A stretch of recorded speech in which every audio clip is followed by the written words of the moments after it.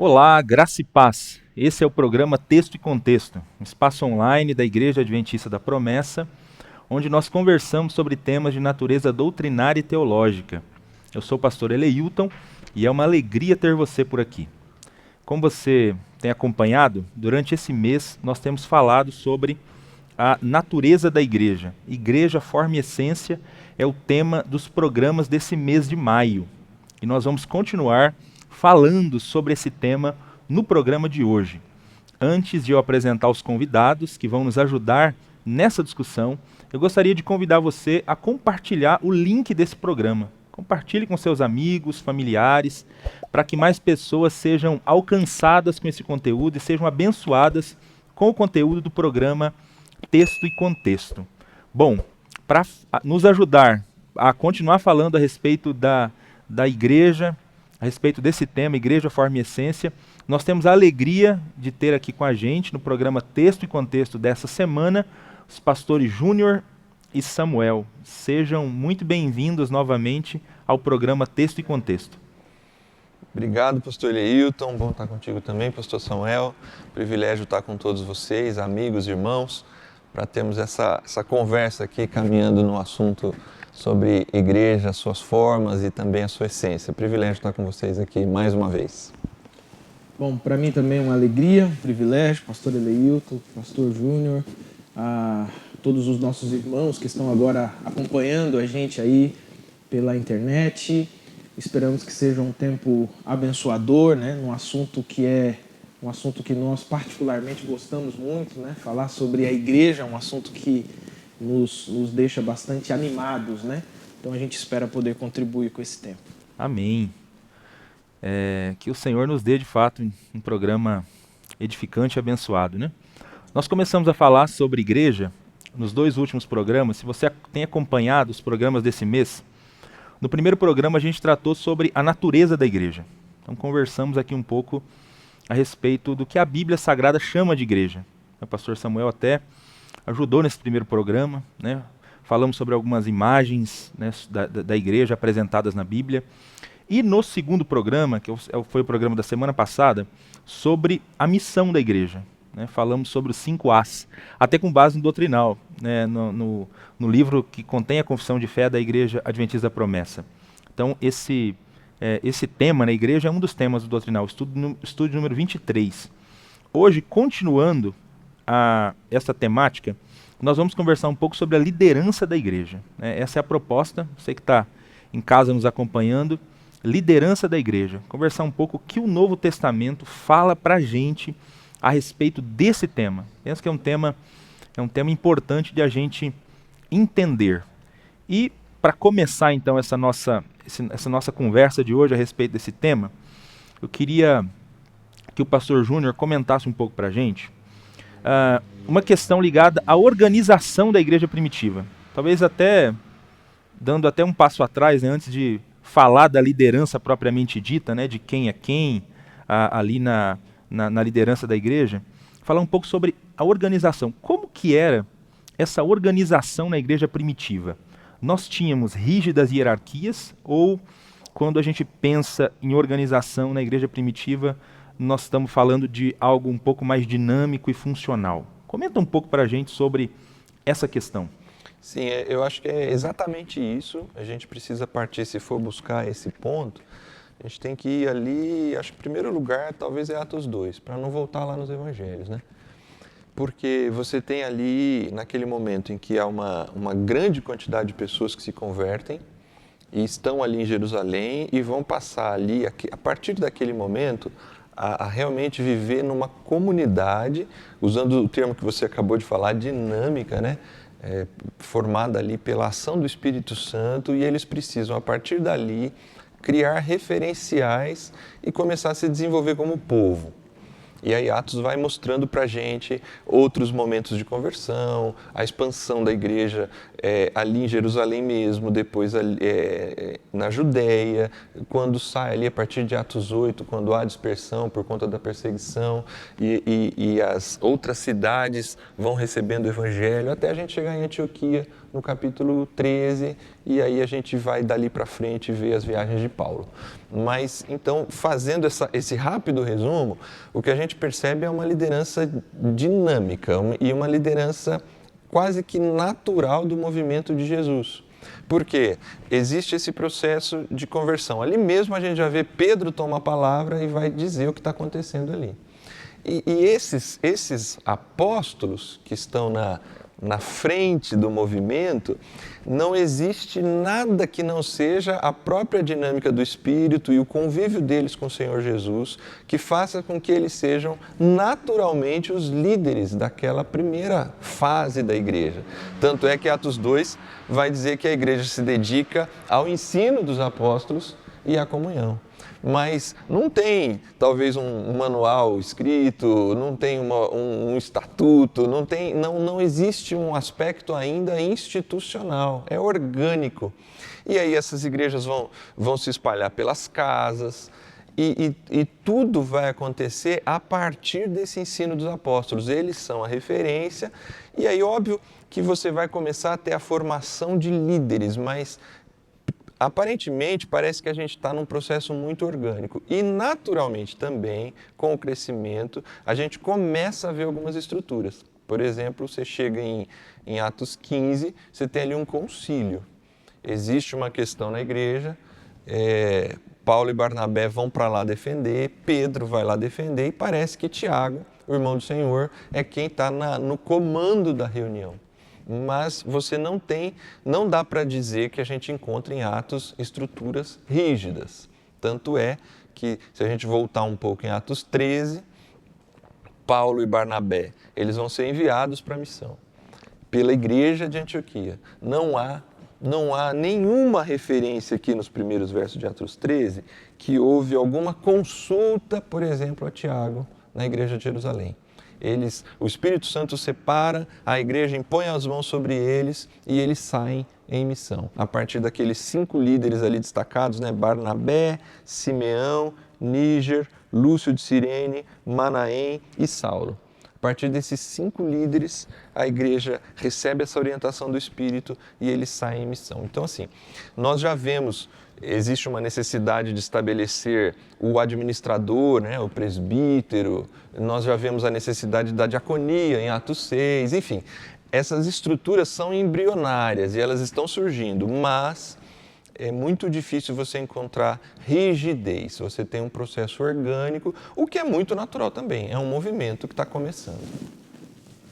Eu queria só fazer uma observação nessa ideia. O pastor Júnior colocou aqui essa questão do Novo Testamento e eu acho que não tem como enxergar o Novo Testamento de maneira diferente, não tem como.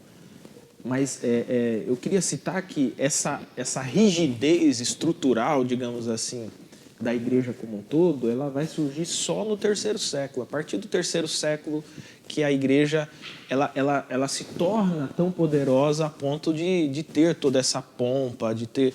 É muito interessante que é também só a partir do 3º século que vai ter vestimentas estipuladas, os templos, aqueles locais de peregrinação que eram usados, onde os apóstolos ou os primeiros pais ali tinham sido martirizados, por exemplo, esses locais vão virar, esses sepulcros vão virar templos, templos suntuosos, e aí você vê claramente uma distinção, uma separação entre o clero, vamos colocar assim, e as pessoas, Eu até brinco assim expliquei isso uma vez numa igreja que pastoreei, que até mesmo o ritual de cumprimento, o ritual de primazia, de você ter as autoridades à frente, tudo isso surge no 3º século e com uma forte influência do imperador, Então é muito interessante isso, como que não era o plano original de Deus. Nem liturgia você tem rígida,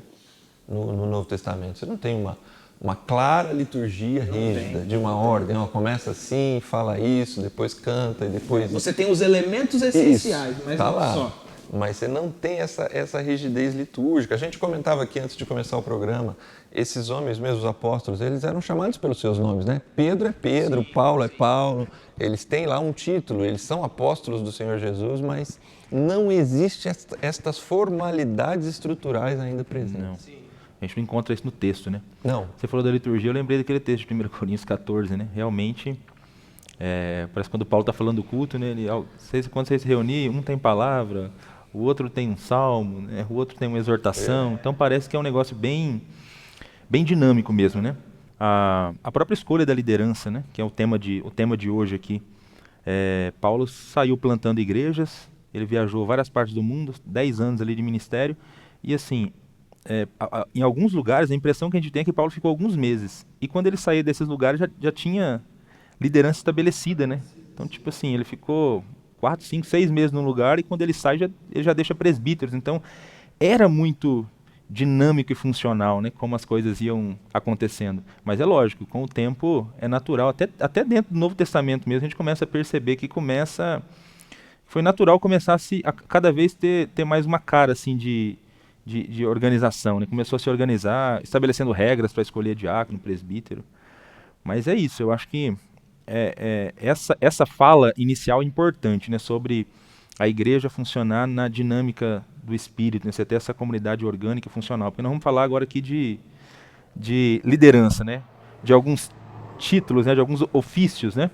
Então é importante conversar a respeito desse tema com esse pano de fundo de uma igreja orgânica, né? Sim, e vale lembrar também, pastor Eleilton, que dentro desse escopo, né, da fundação da igreja, a partir ali de Atos 2, né, se a gente puxar mais para trás ali, quando Jesus fala que está estabelecendo a sua igreja e tal, a gente vai perceber que há diversas ações da organização que elas surgem posteriormente e elas não são assim rechaçadas pelo Espírito, por exemplo, né? A gente olha, por exemplo, é lá na frente que vai se estabelecer regras para presbítero, para diácono, né? E você, por exemplo, o próprio concílio, né?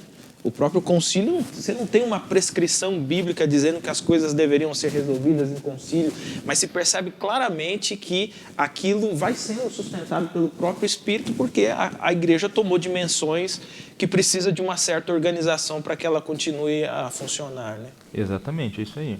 Primeira Assembleia Geral da Igreja, né?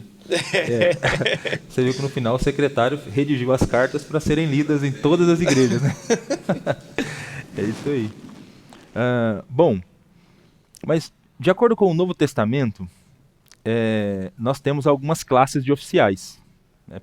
O pastor Júnior citou aqui já, por exemplo, os apóstolos, né?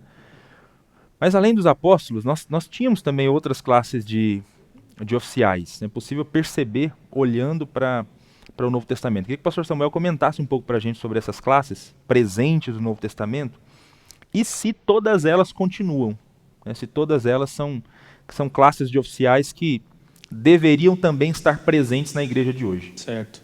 Bom, assim, claramente no Novo Testamento a gente percebe pelo menos 3 classes ali de oficiais que estão claras, né? Estão bem claras, bem evidentes e algumas até com regras muito bem estabelecidas para que as pessoas ocupassem esses ofícios, né? Você tem o apóstolo, você tem o presbítero e você tem diáconos, né? Diáconos, diácono no masculino ou diaconisa no feminino, né? Existe uma disputa ali por um texto se era homem ou se era mulher, mas isso não inviabiliza o fato de que havia um ofício que era exercido por homens e também por mulheres. Então, esses 3 ofícios a gente percebe claramente no Novo Testamento. O começo e, no caso desse primeiro ofício do apóstolo, a gente percebe também claramente o fim, né?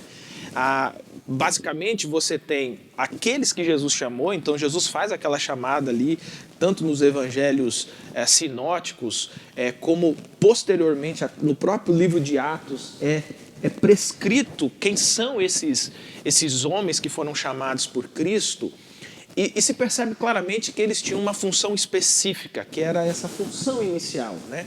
Eles eram essa semente inicial, essa liderança inicial que, pelo que a gente acompanha na Escritura, com a exceção do apóstolo Paulo, lá no capítulo 9 de Atos, a gente percebe claramente que à medida que os apóstolos vão morrendo, não há uma substituição de apóstolos. Ou mesmo enquanto esses apóstolos estão em vida, não há uma ordenação de apóstolos, né? Então a gente percebe claramente que existem dois ofícios que ainda continuam, o presbítero né, a diaconia e o presbiterato, mas o ofício de apóstolo, pelo que a gente enxerga na Escritura, ele teve um fim. Aí, assim, a gente não pode confundir, né, quando a gente olha para a Bíblia, a função que era exercida nesse chamado de Cristo para esses homens, né? Então eles tinham uma função muito específica de liderar a igreja ali naquele primeiro processo, com o dom de apóstolo que aparece, por exemplo, lá em algumas listas, né? E aparece, por exemplo, em Efésios, né? Capítulo 4, que diz que há um dom que é um dom de apóstolo. Então, uma coisa são os apóstolos chamados por Cristo. Esses apóstolos chamados por Cristo foram aqueles que Cristo designou como liderança inicial da sua igreja. E é esses apóstolos que vão ali ordenar os presbíteros, vão ordenar os diáconos a partir da comunidade.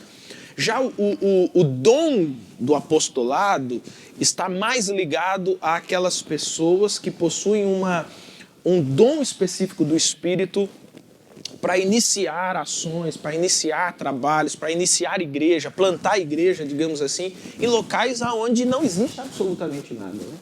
Então há uma diferença, né?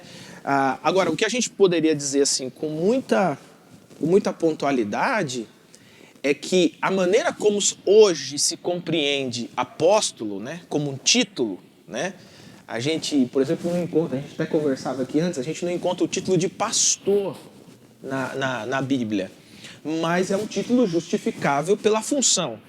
A gente encontra o título de, né, o ofício de presbítero, o ofício de diácono. Só que a maneira como se compreende é que o apóstolo é uma função ou um título, né, acima do presbítero, né, acima de um presbítero. E, na verdade, não existe sustentação no Novo Testamento para essa ideia, né? Primeiro, pelo próprio princípio ativo que designa um apóstolo, né?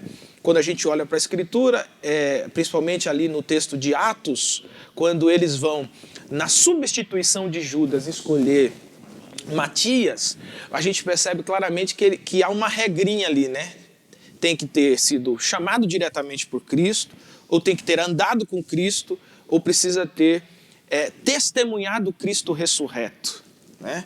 Então, só por esses três aqui já se percebe claramente que muitos dos apóstolos que nós temos hoje não existe, eles não preenchem os requisitos básicos do Novo Testamento para que fossem apóstolos. Então, a maneira como se compreende o apostolado não passaram na linha de corte. Não passaram na linha de corte. Os apóstolos da atualidade. Os da atualidade se autoconclamaram apóstolos, né?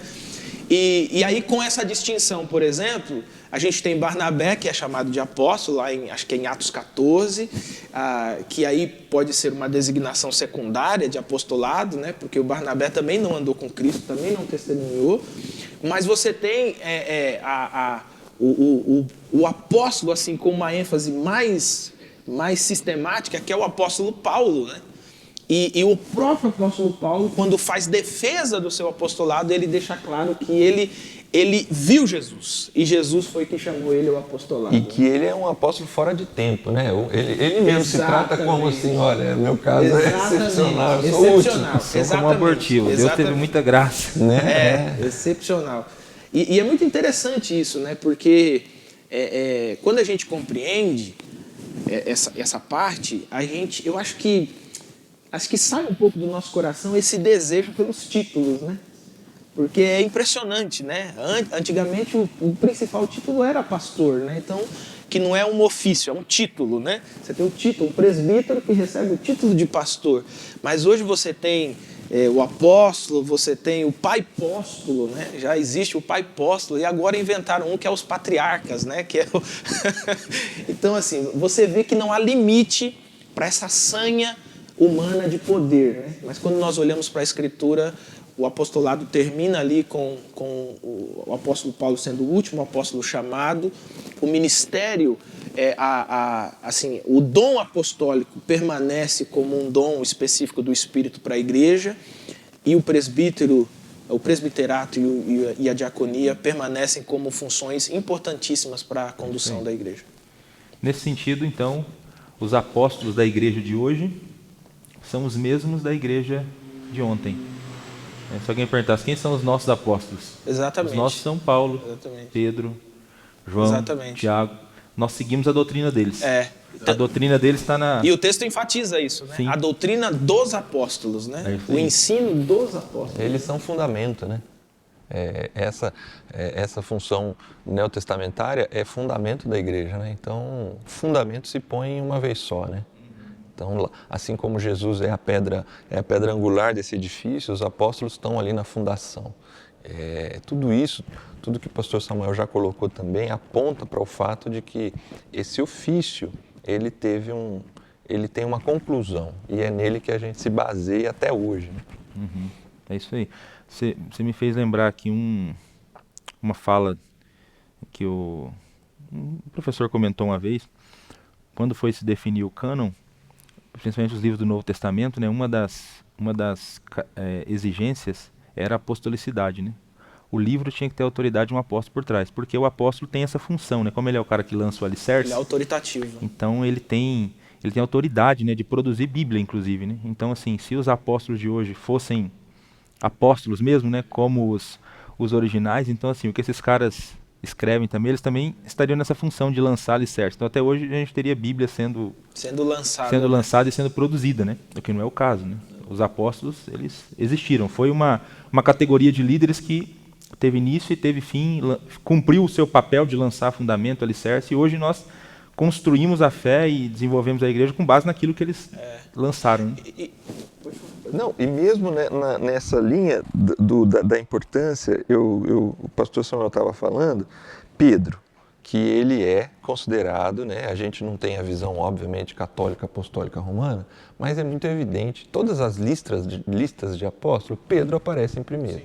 Então ele tem uma primazia ali, né, nesse processo. Mas ele mesmo aqui, essa coisa do título, ele não tem esse coração.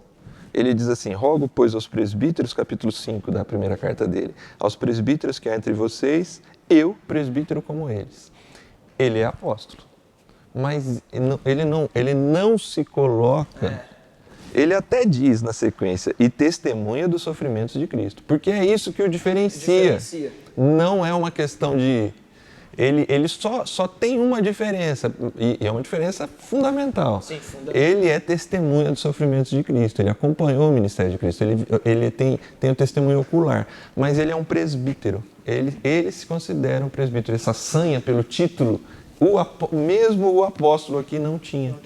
E o poder, né? Que eu faço esse contraponto. Quando a gente pega, qual é o fim que todos os apóstolos do Novo Testamento têm? Eles são martirizados, com exceção do apóstolo João, né, que tudo indica que tenha morrido de forma assim, natural, né, segundo o processo da velhice, mas eles foram martirizados. Não só isso, eles não tinham regalias. Você pega o apóstolo Paulo, por exemplo, que escreveu aí, sei lá, quase 70% do Novo Testamento com as suas cartas, e todas as vezes que andou de navio, o navio afundou. Foi surrado em cidades, né? Foi escorraçado, foi colocado para fora, apanhou até quase morrer. É muito diferente de hoje, né? Que os apóstolos, eles andam de jatinho, eles exercem poder político, né? Esses apóstolos nunca exerceram poder político, né? Você pega o apóstolo Paulo, por exemplo, ele falando, e o próprio apóstolo Pedro falando do orgulho que é, né? Da honra que é sofrer por Cristo. Esses apóstolos de hoje não sofrem o que os apóstolos de verdade sofreram. Então você percebe claramente que é título e poder. Título e poder, né? Duas coisas que estão rechaçadas na Bíblia Sagrada, né? Exatamente. É isso aí. Bom, mas nós comentamos enquanto falávamos dos apóstolos, de outras duas classes que aí sim, parece que essas duas classes elas permanecem, né? que é a classe dos presbíteros e a classe dos diáconos. Então vamos comentar um pouco então a respeito dessas duas classes, né? Esse pessoal que inventando novos títulos, eu acho que eles acham que só presbítero e diácono tá pouco. É pouco. É pouco. Mas vamos lá. Vamos falar sobre essas duas classes. Pastor Júnior, comenta um pouco pra gente a respeito dos presbíteros. Sim. Essa classe de oficiais presentes aí no Novo Testamento.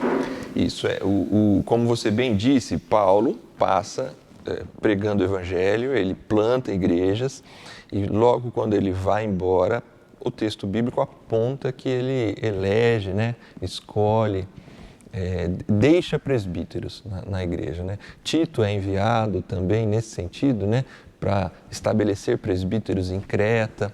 Então, tudo isso indica que a função presbítero, ela é uma função que estaria presente na vida da igreja, e isso se perpetuou mesmo. Porque, na verdade, a palavra presbítero, ela aponta para o ancião, né? Eu me surpreendi, não faz muito tempo que eu uso isso aqui, né? Óculos.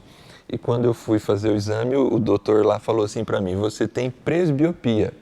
Eu falei, caramba, presbiopia é a visão está ficando velha. Eu falei, puxa, então finalmente agora eu sou presbítero de verdade. Eu já era presbítero há alguns anos, mas eu falei, bom, agora eu alcancei o título mesmo, porque presbiopia é a visão envelhecendo. Um dos significados de presbítero, inclusive, né, é velho, né? Velho, idoso. Exatamente, velho, idoso, ancião. E então, essa função, até porque também o termo parece que caminha intercambiável ali com a ideia do episcopado, né, do bispo, envolve esta pessoa na igreja que vai funcionar para a administração da igreja, seja do ponto de vista mesmo desse orgânico institucional, ele tem essa função de supervisionar e ele também parece que é muito claro a questão do ensino. Então, essa função, ela vai ser, como foi e ainda é fundamental na igreja, terem pessoas que tenham essa maturidade, que vão ajudar a igreja, supervisionar a igreja, acompanhar a igreja, aconselhar a igreja e ensinar a igreja. Por isso até que para a gente, né, promessistas, vamos pensar assim, eu acho que para a grande maioria das denominações, né, essa função presbítero, a gente ganha esse título de pastor, né, que talvez seria o presbítero titular, né, aquele que tem realmente a responsabilidade última ali na administração da igreja local. Então, essa função ela permanece e ela é fundamental para a edificação da igreja. A igreja precisa de um ensino sólido, baseado nas Escrituras, no fundamento dos apóstolos. E aí, no Novo Testamento, você vai ver Paulo, por exemplo, em Timóteo, também para Tito, ele vai repetir mais ou menos a mesma questão, a importância destas pessoas. Texto muito conhecido da gente, né? 1 Timóteo 3, a partir do primeiro verso. Fiel é a palavra, se alguém aspira ao episcopado, excelente obra almeja. Paulo ele traz esse destaque da importância dessa aspiração e desta obra, deste trabalho, desta função para a igreja.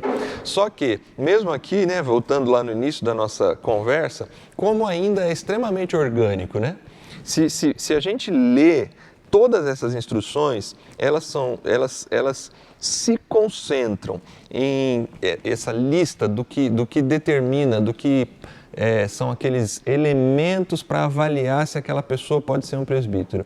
São ligados a questões da família, do caráter e do relacionamento social. Você tem aqui um único ponto, eu li e reli esse texto, e aí você vem lá, apto para ensinar.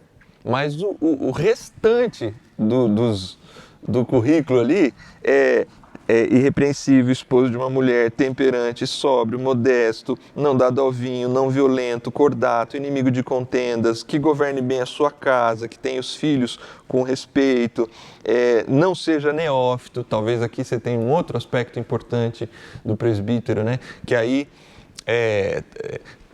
talvez aqui você não está exatamente ligado à ideia do ancião da idade, mas a ideia da experiência na fé, né? Desse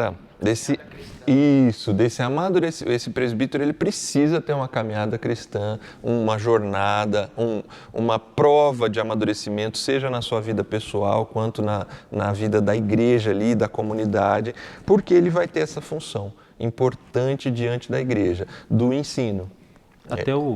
Só te cortando, o Timóteo, ele foi ordenado ao presbiterato muito provavelmente jovem, né? Quando Paulo chama para a segunda viagem missionária, Timóteo tem 20 e poucos anos, no máximo. E até a morte de Paulo, ele ainda está nos 30, antes dos 35 ali, e ele já era presbítero, né? Então, só por conta do significado da palavra ser ancião, né? Não ficar com a ideia de que para ser presbítero já tem que ter presbiopia, como é que Presbiopia.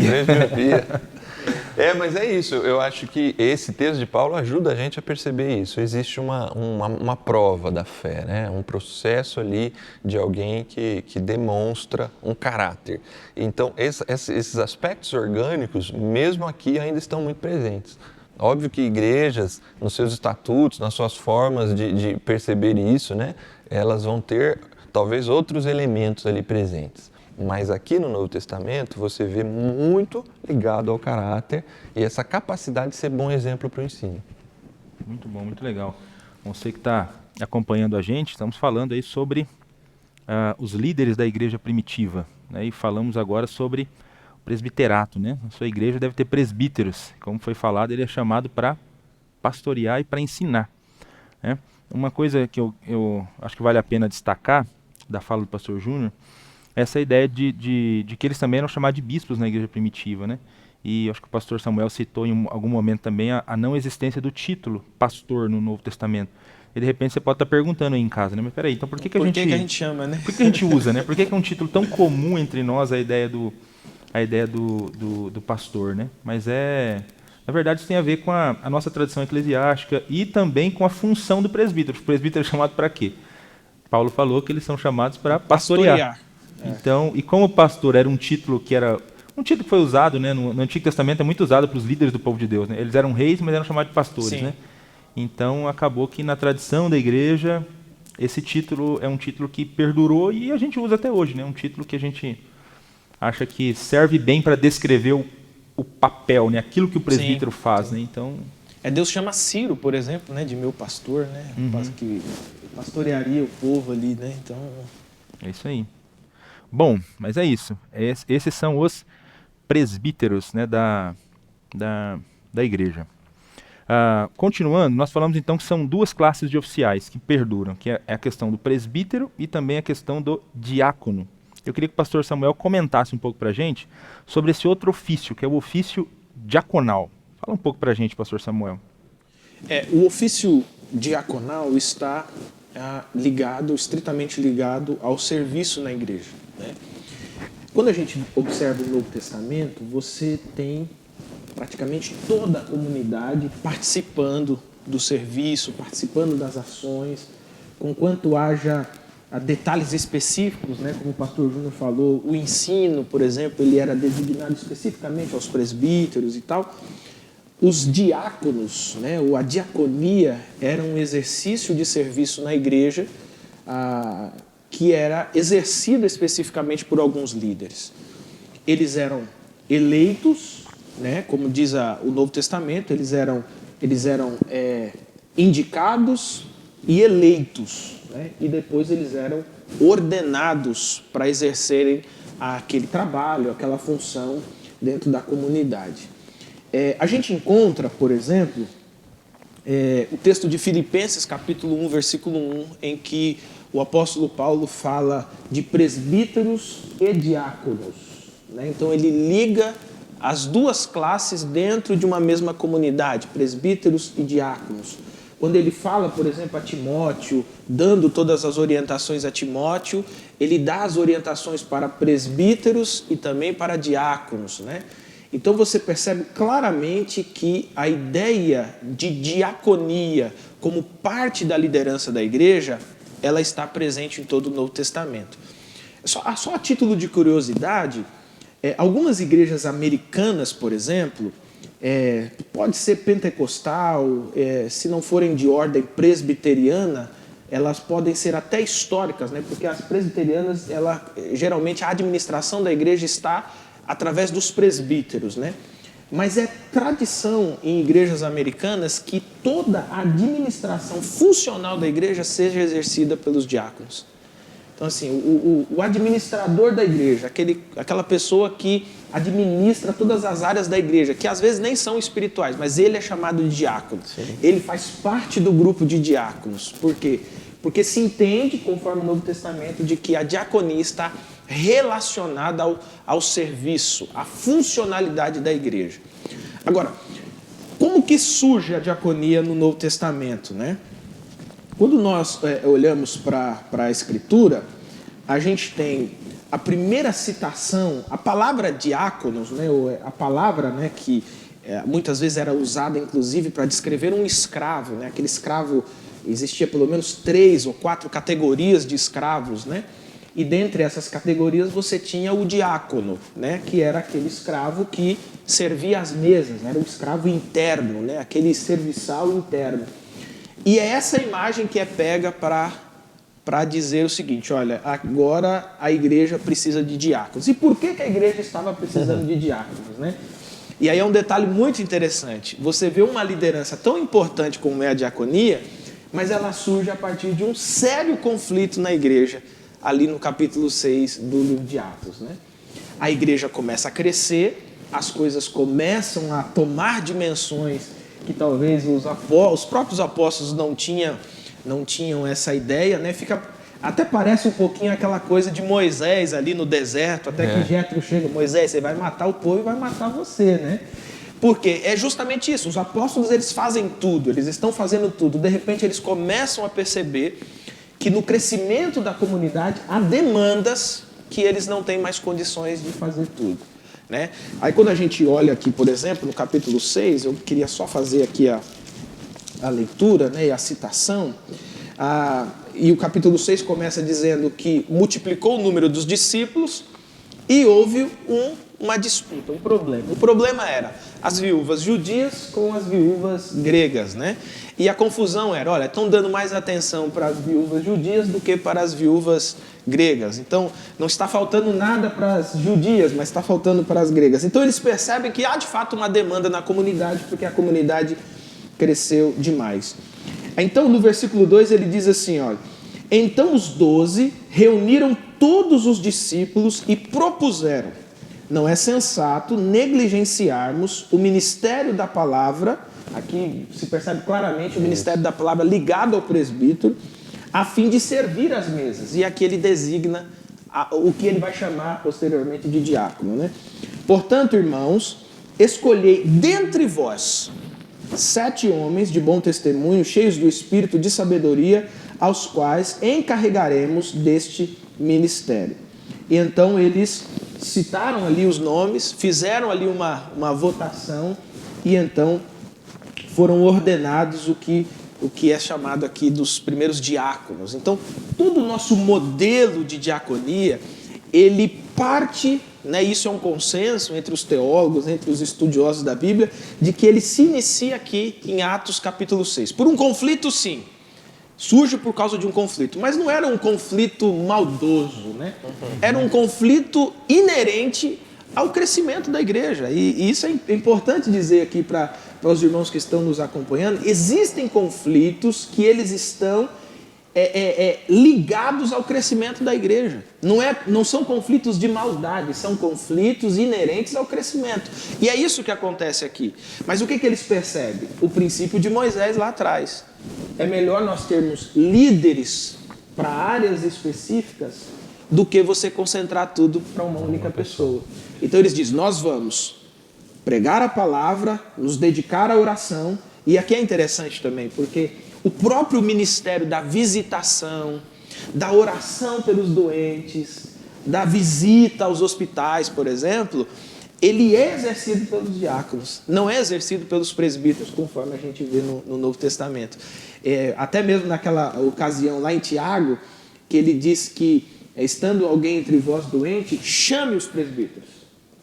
E os presbíteros vão com uma função específica. Orar e ungir e orar. Ungir e orar, né? Então, eu sinceramente, assim, eu digo que a gente precisa refletir e não seria ressuscitar a palavra, mas revitalizar, talvez seja a palavra, né? Uma palavra mais moderna, né? Revitalizar o que seja de fato esse ministério do presbítero, esse ministério do diácono.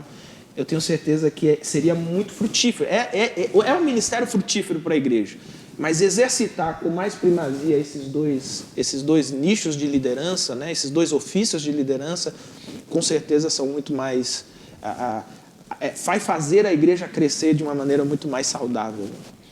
A gente tem falado muito na Igreja Adventista da Promessa, se os nossos irmãos ainda não ouviram, mas a gente tem falado de 5 eixos, né? Do sonho que a gente tem para a igreja, né? Igrejas vivas, né? Que tenham paixão por missões, que se comunicam com criatividade, que têm integridade bíblica e que têm administração dinâmica. Eu vejo em Atos 6, o texto que o pastor Samuel citou, essa questão que a gente de alguma forma resgata, né, como um conceito, que a administração dinâmica é justamente que as estruturas sejam funcionais, né? E eu acho interessante em Atos 6 que tem esse problema entre as viúvas judias e gregas e vão se elegeram 7 diáconos. Todos os 7 diáconos, os nomes deles são nomes gregos. Existe ali um processo estratégico para atender essas mulheres, porque assim, tem muito judeu ali naquela igreja inicial ali de Jerusalém, só que os 7 eleitos são 7 gregos. Olha a resolução de conflitos. Exatamente, aí, né? Vamos botar gente aqui, porque... Já que elas estão reclamando, né? Existe um aspecto estratégico, funcional, está atendendo uma necessidade. Então assim, a gente está vendo a formação desses ofícios, dessa liderança, mas ela não deixa de ter um fator importante que é a dinâmica e cumprir uma função e entender o aspecto que está por trás da essência, né? Até porque alguns dos presbíteros e pastores do Novo Testamento, por vezes eles mesmos se consideram diáconos, né? Sim, porque sim. A diaconia também é ministério, né? O próprio Cristo, né? O próprio Cristo. Então, nós, como presbíteros da igreja, nós somos diáconos da igreja, porque nós servimos a igreja. É óbvio que aqui faz bem a diferença, né? Se dedicar à palavra e servir às mesas. Mas por trás disso, existe o processo da diaconia. Eu achei muito interessante quando você fala da liderança de igrejas americanas, né? Eu não das que conheci, eu não tinha visto nesse sentido, mas hoje, do meu ponto de vista de igreja local, qualquer líder, para mim, ele pode não ter o título, mas ele está exercendo uma função diaconal, ele tem um ministério na igreja. Então, os títulos são importantes, eles ajudam nesse processo institucional, mas para além do título, a questão da administração dinâmica, da funcionalidade, da organicidade da igreja é fundamental a gente não perder de vista. E tem um detalhe também, é que você tem a diaconia enquanto um ofício, claramente, mas você tem o dom do diácono. Também. E a gente percebe isso claramente, né? Pessoas na igreja, ele não tem título nenhum na igreja e você fala assim, essa pessoa é um diácono, é uma diaconisa, né? É o dom de servir. E às vezes é bom até nem ordenar, porque às vezes você ordena e o negócio complica, né? E eu tive uma experiência com um irmão maravilhoso. Sabe aquela pessoa que você olha assim, você fala assim, rapaz, ele é um diácono pronto, até o dia que ele foi ordenado. Quando ele foi ordenado, ele dava apito em todo mundo. Fulano de tal não, é diácono fulano de tal e tal. Aí eu disse, não, mas aí já deu tudo errado, né? Já descambou. Só que aí, assim, eu acho que o exercício, né, desse ministério, e a gente percebe claramente aqui no capítulo 6 de Atos, porque o capítulo 6 aqui, quando descreve o início dos diáconos, ele começa dizendo, multiplicando-se o número de discípulos. Então, a igreja está crescendo. Depois que eles solucionam o problema, que eles elegem os 7 e etc., apresentam diante dos apóstolos, e eles impõem as mãos, né, naquele sinal de ordenação. E aí o versículo 7, que encerra essa perícope, ele vai dizer, e a palavra de Deus era divulgada, de modo que se multiplicava grandemente o número dos discípulos em Jerusalém, inclusive muitos sacerdotes obedeciam à fé. Você percebe claramente que essa ideia de dinamismo na administração, ela contribui para o próprio crescimento da comunidade. Agora você imagina se esses apóstolos tivessem que exercer todas essas funções, né? Se esses presbíteros tivessem que fazer todas essas funções. Quando nós dividimos, né, as funções e exercemos ali, né, a partir dos nossos dons, dos talentos que a gente tem, as cargas são aliviadas de tal forma que a palavra é mais pregada, a palavra é mais divulgada, ela é mais dinamizada, digamos assim, e o crescimento vem a igreja continua crescendo, né? Disso, né? É isso aí. É isso aí, gente. Muito legal essa ideia do Novo Testamento, do diaconato, né? Como ofício e também como algo essencialmente presente em todo cristão, né? Todo cristão é chamado também para a diaconia. Bom, estamos falando então sobre a liderança da igreja. Eu queria aproveitar esse momento agora do programa Texto e Contexto para pedir para você que está assistindo esse programa, se você ainda não se inscreveu no canal do YouTube do Promessistas Brasil, quero convidar você agora aí que está assistindo, aproveita para se inscrever, se inscreve no canal, é muito importante para o canal a sua inscrição, para dar mais visibilidade para o canal, para que mais pessoas sejam alcançadas com esses conteúdos que são gerados nas páginas e nas redes sociais do Promessistas Brasil. Aproveita esse momento para fazer isso. Mas vamos lá. Pastor Júnior, diaconato e presbiterato, por muito tempo se entendeu esses dois ofícios como uma consagração. É possível que muitos dos que nos ouvem agora já tiveram essa concepção de diaconato e presbiterato como consagração vitalícia, né? Só que nos últimos anos a igreja tem pensado, refletido um pouco mais a respeito dessa questão, e uma nova compreensão tem sido apresentada sobre o tema, né? Nós temos dito nesses últimos anos que o diaconato e presbiterato não é consagração, é ordenação, né? E a igreja até fez uma mudança, né, no seu entendimento teológico a respeito do tema, né? Mudou-se os documentos, enfim. Eu queria que você desse uma palavra sobre essa questão, sobre essa mudança, por que ela aconteceu, né? Enfim, explicar por que esse novo entendimento de não mais consagração, mas ordenação. Sim, eu acho que é importante esse momento nosso aqui, porque ajuda aos nossos irmãos, aos nossos amigos e principalmente quem viveu sob esse entendimento por muito tempo, né, a vida toda, para que a gente tenha um pouco de paz, né, na hora de uma conversa como essa, para olhar para o texto bíblico, porque é muito natural também que quem esteve sempre acostumado a uma forma esteja muito ligado àquela forma, né? Mas o texto bíblico, ele ajuda a gente a perceber que no Novo Testamento tudo se parece muito mais com o que a gente já vem falando, né? Escolha, eleição, apontamento, imposição de mãos, ordenado para, do que o aspecto da consagração. Então, vamos tentar junto aqui, com os nossos amigos e irmãos, olhar essa questão. Eu acho que a primeira coisa é falar sobre consagração. O que é consagração, né? A gente vai buscar isso no Antigo Testamento. Então, sacerdotes, profetas, reis, eles eram consagrados. A palavra consagração, ela é muito próxima na sua raiz e aplicação da palavra santificação. O consagrado, ele é um separado para. E talvez é o mesmo conceito que a gente tenha no aspecto do santo, né?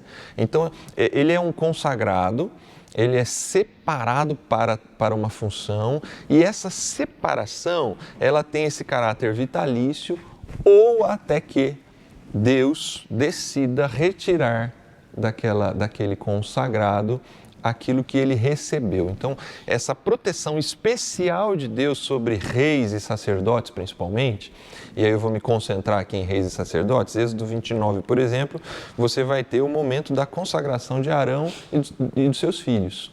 A partir desse momento, esses homens são consagrados para o ministério do sacerdotal. E aqui se define também a família de Levi, então vai estar sempre dentro da família de Levi, tem um processo ali que está sendo dito e mostrado para a comunidade de Israel, que aquela família, ela detém essa consagração, eles foram separados para essa função. Levi, por exemplo, a tribo de Levi nem recebe terras, né? Ela na distribuição, os 2 filhos de José vão formar cada um uma tribo e Levi, ele vai estar distribuído entre as tribos, porque ele vai ter essa função sacerdotal no meio do povo de Israel. E o que acontece também com os reis, eles são separados desta forma. E aí a gente vai vendo esse aspecto na igreja, voltando lá na fala, né, Samuel, dessa rigidez estrutural ali no 3º, 4º século. De alguma forma a igreja cristã, no caso ali a igreja católica que está sendo institucionalizada, ela começa a buscar essas referências de roupa, de títulos, tudo no Antigo Testamento. Todas essas referências históricas, elas estão presentes no Antigo, elas não estão no Novo Testamento. Você não tem essas definições de espaços, de como é uma igreja, de aspectos estéticos. No Antigo Testamento a gente tem o templo, a gente tem o sacerdote, a gente tem os sacrifícios, a gente tem todos esses elementos litúrgicos muito mais presentes. Então, quando a gente chega no Novo, então não tem consagração no Novo? Aí que tá, tem, para todos. Todo cristão, ele ao fazer parte da comunidade, ele é consagrado, ele é separado para. Ele tem unção da parte do santo sobre ele. Né? Exatamente. No caso aqui de Êxodo 29 e dos reis, você vai ter a unção. Um óleo literal mesmo. Um óleo literal sobre a cabeça, na liturgia aqui. Então, esse processo da unção, ele fecha essa consagração. E aí a gente vai ver no Novo, por exemplo, 1 João 2, 20, vai dizer lá que todos fomos ungidos no Espírito Santo, pelo Espírito Santo. Aí você vai ter um outro texto de Hebreus 10. Tendo, pois, irmãos, intrepidez para entrar no Santo dos Santos, pelo sangue de Jesus. Quem que entra no Santo dos Santos? Somente o consagrado. E, no caso, um deles só, né? O sumo sacerdote, né? Ele entra uma vez por ano lá. Pelo novo e vivo caminho que ele nos consagrou pelo véu. Então, todos nós temos agora essa intrepidez de dizer que nós somos consagrados para ir diante de Deus. E aí eu completo e fecho esse meu raciocínio aqui junto com os irmãos com Apocalipse. Apocalipse 5, na descrição lá toda, quando ele começa a elogiar o Cordeiro de Deus, que vai abrir os selos e glorificá-lo, ele vai dizer assim que nós fomos constituídos reis e sacerdotes. Então, nesse sentido, presbítero e diácono são funções ordenadas, escolhidas, estabelecidas para a edificação da igreja. Mas, do ponto de vista desse aspecto assim consagrado, todos nós somos reis e sacerdotes. Pedro vai chamar que a gente é sacerdócio real e nação santa. Então, assim, nesse sentido, o Novo Testamento amplia, porque todos nós somos santos, consagrados, separados. O que nós temos é que agora sim, alguns vão exercer funções de liderança para ajudar a edificação do corpo de Cristo, no ensino e no serviço. Então eu penso que, por isso, aí a Igreja Adventista da Promessa, ao olhar para esses textos e ter essa compreensão cada vez mais clara, entende que a consagração não é o melhor termo do ponto de vista administrativo para definir essas funções, mas, ao contrário, ordenados. Nós não somos melhores, mais especiais. Nós somos os que carregam o piano, os que servem. Jesus sempre tratou disso, né? Você quer ser o maior no reino de Deus? é o menor aqui. Então, eles são funções importantes para a edificação, mas do ponto de vista de melhor, porque a gente tinha essa leitura, né? Na infância a gente tinha muito essa leitura, né? Eu pelo menos tinha essa leitura de o consagrado, e você até citou, né? Não me chama mais de fulano, agora é diácono, não me chama de pastor. Por quê? Porque se a gente vê nessa escala, só que no Novo Testamento todos estão nessa escala de consagrados. Somos reis e sacerdotes. Temos essa intrepidez porque fomos consagrados para entrar. Então, essa diferenciação faz com que a gente entenda o presbítero e o diácono como ordenados para uma função. E essa unção no Antigo Testamento era geralmente o óleo que era derramado sobre a cabeça do indivíduo, né? Tanto do rei, né? Tanto que o rei, para ser de fato considerado o rei, ele tinha que ser aclamado pelo povo e ungido pelo sacerdote, né? Era sinal de que ele tinha sido aceito pelo povo e aceito por Deus, né? Já no Novo Testamento, essa unção é do Espírito, né? A partir do momento que há conversão, você é selado pelo Espírito. O Espírito né? passa a viver em nós. Exatamente. E a gente passa a ter essa unção. Essa unção. É isso aí. Às vezes eu vejo até o pessoal falando de ter, pede uma nova unção, mas eu nem sei o que é esse negócio de nova unção, ou unção disso, ou unção daquilo, né? Porque na Escritura nós temos, no Novo Testamento, uma única e permanente unção, que é a unção do Espírito. Né? Sim. Talvez vale ressaltar também aqui, achei interessante, né? No texto que o pastor Samuel leu, quando ele foi falar da questão da instituição do diaconato, ficou muito claro ali pelo texto, essa ideia da ordenação também, quando os apóstolos falam assim, escolham aí dentre vocês 7. Então é o próprio povo que escolhe dentre deles. Escolhe, né? Meio que faz uma eleição dentre eles ali e escolhe 7. E aí só trazem para os apóstolos depois orar, né? Fazer a imposição de mãos, que não é a unção. Essa imposição de mãos não é a unção do Antigo Testamento, não derrama óleo nem nada, Sim. É só uma oração assim.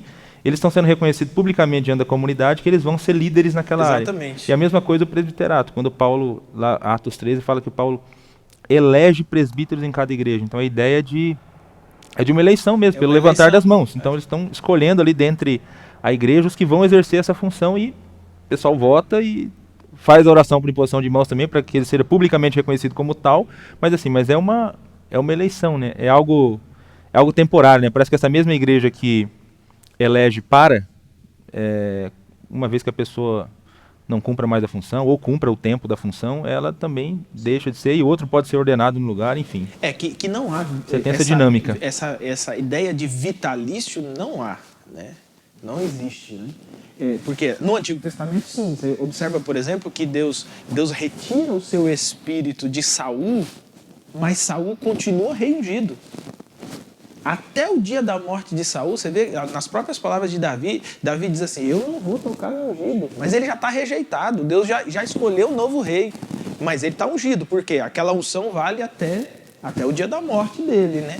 Já no Novo Testamento a gente não tem essa ideia, né? Esse sacerdócio exercido por todos os crentes não está presente, né? Fala um pouco para a gente então, já que você entrou nesse tema, pastor Samuel, dessa ideia do sacerdócio de todos os cristãos, né? Aparentemente, olhando para o Novo Testamento, mesmo tendo essas classes de oficiais, parece que a igreja primitiva não tratava presbítero e diácono como se fossem os novos sacerdotes e levitas, né? Eles não pegavam e não faziam essa equiparação, né? Porque existe essa ideia no Novo Testamento de cada cristão sendo sacerdote e tendo responsabilidade, né? Comenta um pouco mais a respeito dessa questão para a gente. Só para contextualizar, como a gente já né, o pastor Júnior já inclusive falou dessa questão do Antigo Testamento, né, da unção do rei, do sacerdote, do profeta, haviam essa designação específica, né? Então você tem, por exemplo, profeta era alguém que Deus chamava, geralmente partia de uma escola de profetas, então era uma espécie de unção transferida, né? Você vê ali no caso de Elias, Eliseu, etc. O rei era uma escolha de Deus, a gente percebe isso claramente a partir de Davi, mas o sacerdote, ele pertencia a uma tribo, a uma família, né? Que foi a tribo de Levi. né? Então Arão vai ser o primeiro sacerdote a ser ungido por Deus, e há uma sucessão desse sacerdócio. Nós vemos claramente, alguns nem sempre foram positivos, né? A gente vê Eli lá na frente, a gente vê os próprios filhos de Samuel lá na frente, que não exerceram com primazia esse ministério sacerdotal. Mas quando nós vamos para o Novo Testamento, essa ideia do sacerdote, como o Antigo Testamento, da tribo de Levi, da família araônica, isso não existe. Isso não existe. Deus inaugura nesse novo tempo uma nova forma, não só de lidar com o seu povo, mas de como o seu povo lida com ele. Aonde que nós vamos ver isso com muita clareza? No Antigo Testamento, Levítico. No Novo Testamento, Hebreus. Quando a gente pega o texto de Hebreus e a gente compara o texto de Hebreus com o texto de Levítico, você percebe claramente que tudo aquilo que Deus está prescrevendo ali para o relacionamento de Deus com o povo e do povo com Deus, ele está sendo ressignificado em Hebreus a partir agora de Jesus Cristo. Ele chama de sumo sacerdote. Então ele diz, agora eu vou dar para vocês um sumo sacerdote não de ordem humana, ou seja, ele não é da família de Arão, ele não é da tribo de Levi, né? Mas ele é sem princípio e sem fim. Aí, nesse texto, por exemplo, que o pastor Júnior citou, né, no capítulo 9 de Hebreus, né, a intrepidez para entrar no Santo dos Santos, ali ele carimba. A partir desse momento, todo cristão é um sacerdote. À medida do Antigo Testamento, não. Mas agora, a partir da pessoa e do sacrifício de Cristo na cruz, né? Veja, por exemplo, o que diz o apóstolo Pedro no capítulo 2, né? Vós também, como pedras vivas, sois edificados como casa espiritual, com o propósito. Então, assim, Deus está edificando os crentes, Deus está edificando pessoas, mas há um propósito específico, que ele diz, para vocês serem sacerdócio santo, oferecendo sacrifícios espirituais aceitáveis a Deus por meio de Jesus Cristo. É interessante, no Antigo Testamento, o sacrifício é oferecido a Deus por meio do sacerdote. No Novo Testamento, o sacerdócio agora é universal e o sacrifício é oferecido a Deus por meio de Jesus Cristo, né? Então, isso nós temos aqui, o Antigo, a igreja neotestamentária. Vale também dizer o seguinte, um dos nortes, por exemplo, do próprio rompimento, né? Nós falamos aqui sobre essa complexidade estrutural, né, que a igreja passa a ter ali a partir do 3º século. O pastor Júnior falou sobre essa busca que eles fazem do Antigo Testamento, e eles vão chamar de fato de sacerdócio, né? Então o clérigo é um sacerdote, etc. Inclusive até hoje se recebe esse nome, né? Até uma nomenclatura oficial, né? Eu, por exemplo, né, para o INSS eu sou um sacerdote, né? Só que quando nós observamos, nós vamos perceber que um dos rompimentos que houve, inclusive na Reforma Protestante, uma das ênfases era essa: o sacerdócio universal de todos os santos. O que significa isso? O que nós já comentamos aqui. Todo cristão, salvo e regenerado em Cristo, agora é um sacerdote ativo. Um sacerdote exercendo o sacrifício. Mas o sacrifício agora não é do animalzinho. O sacrifício agora não é do cereal. O sacrifício agora é da própria vida. Romanos 12, 1 vai dizer que nós agora oferecemos sacrifício vivo, santo e agradável a Deus, que é o culto racional, né? O culto espiritual, é a mesma palavra. Só que aí, essa designação, esse norte desse rompimento, de dizer assim, olha, não, é o que o Pedro diz, aos presbíteros dos quais eu sou.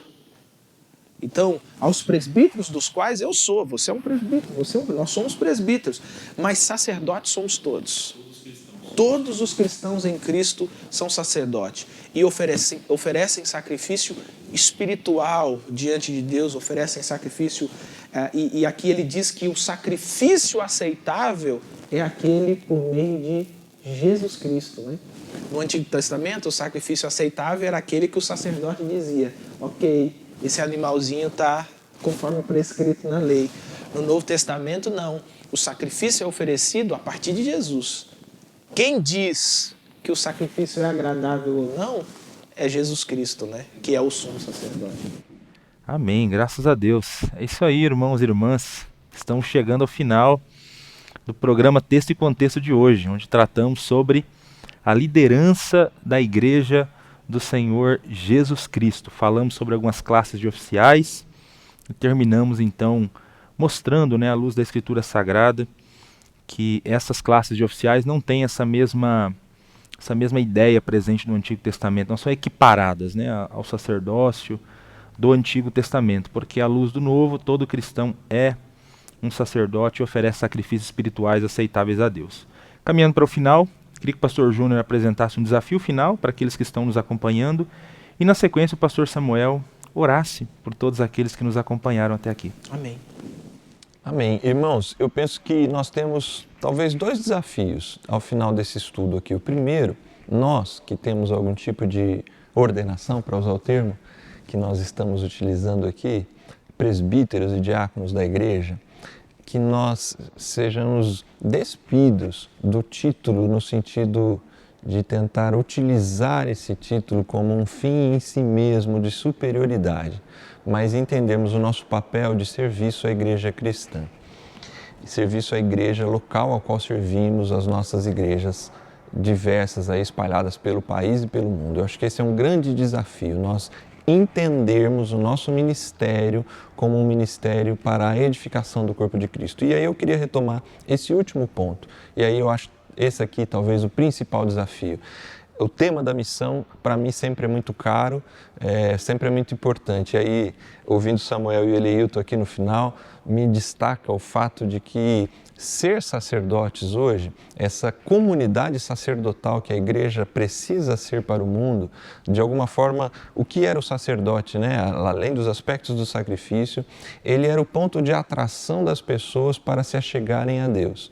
Como comunidade sacerdotal, como sacerdotes nos nossos ambientes, a gente precisa ser esse ponto atracional. A gente precisa ser essa luz presente do Evangelho na vida das pessoas. Cumprir a nossa função sacerdotal, ela está muito ligada ao fato da gente ser ter essa capacidade de testemunhar do Evangelho de tal forma que as pessoas se sintam atraídas a viver o Evangelho ao qual pregamos, ao qual estamos ligados por meio de Jesus Cristo. Que você assuma esses 2 desafios. No ensino, seja do ponto de vista do serviço ou do próprio ensino mesmo ali, presbíteros e diáconos, entender o seu papel na edificação e como comunidade sacerdotal que a gente tem essa disposição de atrair as pessoas a conhecer o Evangelho de Jesus Cristo. Que Deus te abençoe nessas 2 frentes, a frente interna e a frente externa, para que o nome do Senhor seja louvado, para que a igreja organicamente continue a crescer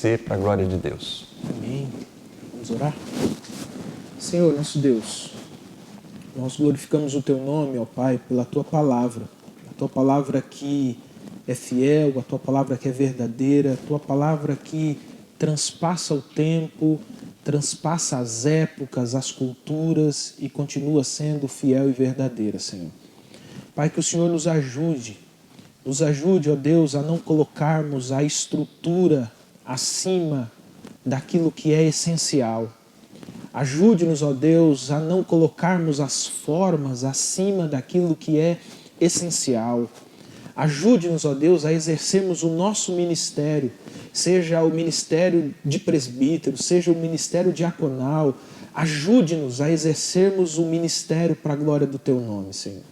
Como bem disse aqui o pastor Júnior, que o Senhor nos ajude não só a fazermos essas reflexões para o nosso próprio coração, para dentro da nossa própria comunidade, mas que o Senhor também nos ajude a sermos espelho para o mundo, a sermos um ponto atracional para que as pessoas do mundo enxerguem em nós Jesus Cristo, o nosso Senhor.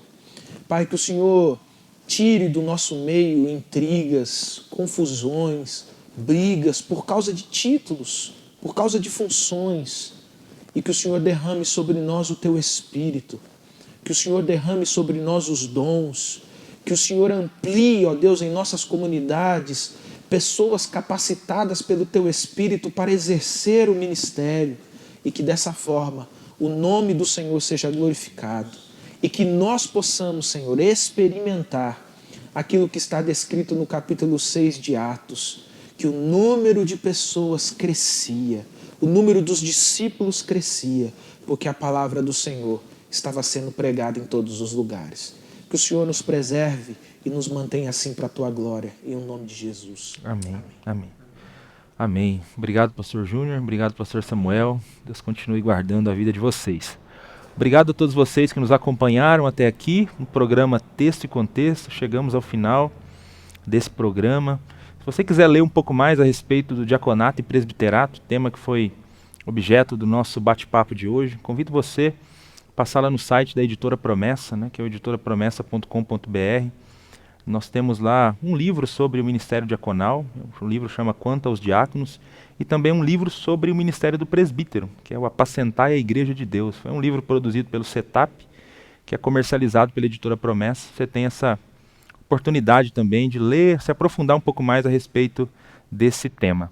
Deus abençoe você. Na próxima semana estaremos juntos novamente, se Deus nos permitir, para continuar falando a respeito da igreja. Igreja, Forma e Essência será o nosso último episódio, o último programa dessa temporada falando sobre a Igreja de Jesus, e nós conversaremos a respeito de algumas marcas peculiares da Igreja de Cristo. Até lá, que Deus lhe abençoe.